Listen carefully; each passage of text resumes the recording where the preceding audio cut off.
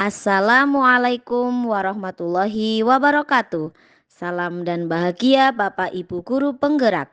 Kami dari kelompok 2 akan mempresentasikan hasil diskusi kami melalui ruang kolaborasi yang bertema analisis skenario pembelajaran yang mengimplementasikan pembelajaran berdiferensiasi.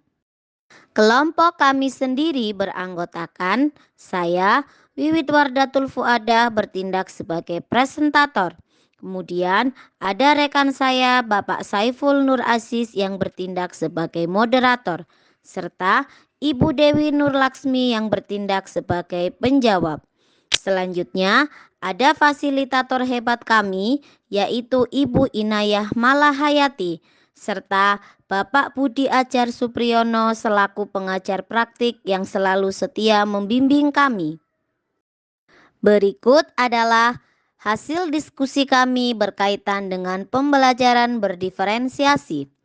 Pembelajaran berdiferensiasi sendiri ialah serangkaian keputusan masuk akal yang dibuat oleh guru yang berorientasi kepada kebutuhan murid. Adapun ciri-ciri pembelajaran berdiferensiasi yaitu 1. Memiliki tujuan pembelajaran yang jelas. 2. Guru mengetahui kebutuhan murid. Yang ketiga, lingkungan nyaman yang mengundang murid belajar dengan bahagia. Dan yang keempat, manajemen kelas yang efektif dan penilaian berkelanjutan. Berikut adalah beberapa aspek kebutuhan murid. Yang pertama, kesiapan belajar. Yang kedua, minat belajar. Dan yang ketiga, profil belajar. Adapun skenario pembelajaran berdiferensiasi yang ditugaskan untuk kelompok kami adalah yaitu Pak Dudidam, seorang guru SMP, ingin mengajarkan murid-muridnya materi tentang iklan.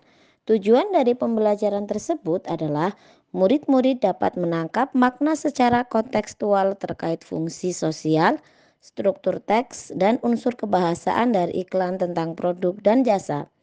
Kemudian, Pak Dudidam membuat skenario pembelajaran sebagai berikut. Yang pertama, diskusi seluruh kelas. Adapun pertanyaan pemandu dalam diskusi ini adalah 1. Apa yang membedakan antara iklan dengan bentuk tulisan lain? Yang kedua, iklan apa yang benar-benar menarik?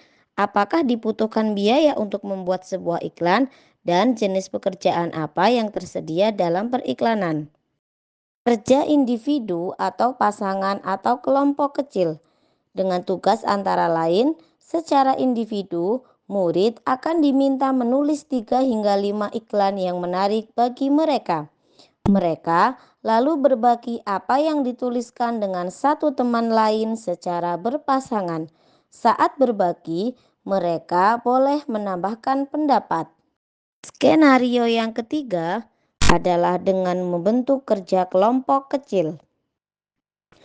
Di sini, murid akan diminta untuk membentuk kelompok yang terdiri dari 4-5 orang untuk mendiskusikan kelebihan dan kekurangan berbagai jenis iklan. Yang kedua, setiap kelompok akan diberikan selembar kertas dan bekerja di meja mereka. Selanjutnya, setiap lembar kertas grafik memiliki T-chart untuk menuliskan kelebihan dan kekurangan untuk jenis iklan tertentu. Misalnya radio, TV, internet, cetak, billboard. Selanjutnya, setiap kelompok akan melakukan brainstorming dan mencatat 2 kelebihan dan 2 kekurangan dari jenis iklan tertentu. Skenario pembelajaran yang keempat yaitu Pak Dudidam lalu mengumpulkan kembali murid sebagai satu kelompok besar. Ia lalu memfasilitasi diskusi yang diperlukan untuk memperjelas atau memperluas pemahaman konsep seperti target audiens, kejelasan pesan, dan lain sebagainya. Kemudian skenario yang kelima, Pak Dudidam lalu memberikan tugas individu. Ia membedakan penugasannya sesuai dengan kemampuan murid. Tugas yang harus dikerjakan murid adalah membuat iklan yang secara efektif akan mempromosikan produk atau jasa atau acara sesuai dengan yang dijelaskan dalam skenario yang diberikan. Yang keenam, Pak Dudidam menetapkan skenario tugas yang berjenjang sesuai dengan pengetahuan dan pemahaman konsep murid-muridnya. Perbedaan skenarionya adalah pada skenario 1 bersifat lebih konkret dan terstruktur dengan petunjuk langkah demi langkah dan mencakup semua informasi yang diperlukan untuk menyelesaikan tugas. Skenario yang kedua kurang terstruktur dan lebih terbuka dibandingkan skenario 1. Dan skenario 3 bersifat konseptual dan terbuka dan membutuhkan riset. Yang ketujuh, Pak Dudidam mendorong murid untuk memilih lokasi di kelas yang mendukung cara mereka belajar dengan baik. Misalnya, sendirian di tempat yang tenang, dekat dengan teman untuk memudahkan bertanya jika bingung, atau di area ruangan yang lebih ramai bersama murid-murid lain yang memungkinkan mereka untuk saling berbagi ide. Ada 3 pertanyaan pemandu untuk menganalisis pembelajaran berdiferensiasi yang dilakukan Pak Dudidam. Yang pertama, dari skenario pembelajaran yang telah ditelaah, apakah kebutuhan belajar murid yang berusaha dipenuhi oleh guru tersebut? Bagaimana cara guru tersebut menentukan kebutuhan belajar muridnya? Jawabannya adalah kesiapan belajar murid yang tertera pada poin 1, 5, dan 6, yaitu adanya pertanyaan pemandu di awal pembelajaran dan menyiapkan 3 skenario tugas yang berjenjang sesuai kemampuan atau pemahaman murid. Selanjutnya, minat murid ada di poin 2, 3, dan 4. Pak Dudidam menginstruksikan muridnya secara individu. Murid akan diminta menulis 3 hingga 5 iklan yang menarik bagi mereka. Selanjutnya, profil murid ada di poin 7, yaitu Pak Dudidam mendorong murid untuk memilih lokasi di kelas yang mendukung cara belajar mereka dengan baik. Misalnya, sendirian di tempat yang tenang, dekat teman untuk memudahkan bertanya jika bingung, atau di area ruangan yang lebih ramai bersama murid-murid lain yang memungkinkan mereka untuk saling berbagi ide. Bagaimana cara guru tersebut menentukan kebutuhan belajar muridnya? 1. Kesiapan belajar murid. Pak Dudidam melihat kemampuan muridnya dengan menggunakan beberapa pertanyaan pemandu. 2. Minat murid ada di poin 2, 3, dan 4, yaitu murid menulis iklan yang menarik bagi mereka dan memberikan tugas yang berbeda berdasarkan kemampuan murid. 3. Profil murid ada di poin 7, yaitu Pak Dudidam mendorong murid untuk memilih lokasi di kelas yang mendukung cara belajar mereka dengan baik. Pertanyaan yang selanjutnya yaitu strategi pembelajaran berdiferensiasi apa yang digunakan? Yang pertama, berdiferensiasi proses. Pak Dudidam melakukan kegiatan pembelajaran yang bervariasi untuk mengakomodir gaya belajar murid yang beragam, yaitu kerja individu atau pasangan, kerja kelompok kecil, dan diskusi seluruh kelas. Yang kedua, berdiferensiasi konten. Pak Dudidam menetapkan skenario tugas sesuai dengan pengetahuan dan pemahaman konsep muridnya.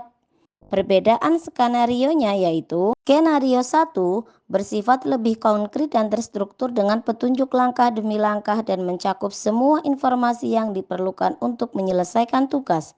Skenario yang kedua kurang terstruktur dan lebih terbuka dibandingkan skenario 1. Skenario yang ketiga bersifat konseptual dan terbuka dan membutuhkan riset. Yang ketiga, berdiferensiasi produk. Pak Dudidam menugaskan murid membuat iklan yang secara efektif akan mempromosikan produk atau jasa atau acara sesuai dengan yang dijelaskan dalam skenario yang diberikan sesuai dengan kemampuan murid. Pertanyaan yang ketiga, bagaimana guru tersebut melakukan penilaian? Penilaian yang pertama, assessment for learning, dilaksanakan dengan memberikan pertanyaan pemantik dan tugas secara mandiri, yaitu menuliskan 3-5 iklan yang menarik bagi mereka. Yang kedua, assessment of learning, dilaksanakan melalui diskusi baik dengan berpasangan maupun diskusi kelompok. Yang ketiga, assessment as learning, dilaksanakan dengan cara memberikan tugas akhir yaitu membuat iklan yang dikemas secara efektif untuk mempromosikan produk atau jasa. Demikian presentasi dari kelompok kami. Semoga bermanfaat. Salam dan bahagia Bapak Ibu Guru Penggerak. Mohon maaf jika ada kesalahan kata. Wassalamualaikum warahmatullahi wabarakatuh.